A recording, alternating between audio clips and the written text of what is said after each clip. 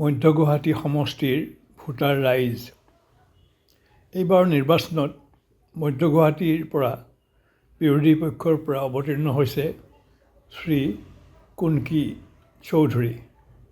তেওঁ নৱপ্ৰজন্মৰ এগৰাকী প্ৰতিনিধি, যাক আমি ইংৰাজীত জেন জেড বুলি কওঁ।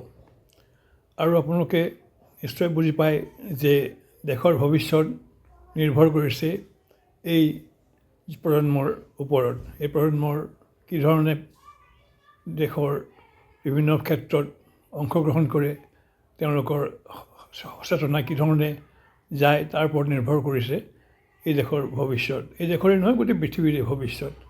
তেনেকুৱা এটা প্ৰজন্মৰে একমাত্ৰ প্ৰতিনিধি এইবাৰ অৱতীৰ্ণ হৈছে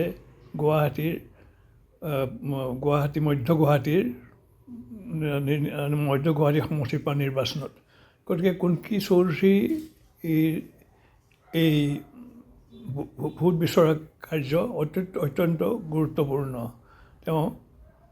তেওঁৰ ভূমিকা হ'ব গুৰুত্বপূৰ্ণ। আমি তেওঁক এটা সুযোগ দিয়া উচিত। গতিকে মই মধ্য গুৱাহাটীৰ ভোটাৰ ৰাইজক অনুৰোধ কৰিছোঁ, তেওঁলোকে যাতে এইবাৰ নিৰ্বাচনত অকুণ্ঠভাৱে তেওঁক সমৰ্থন কৰে আৰু তেওঁক ভোট দি জিকাই আনে, যাতে তেওঁৰ যিটো পাৰ্টিচিপেশ্যন বা তেওঁৰ যিটো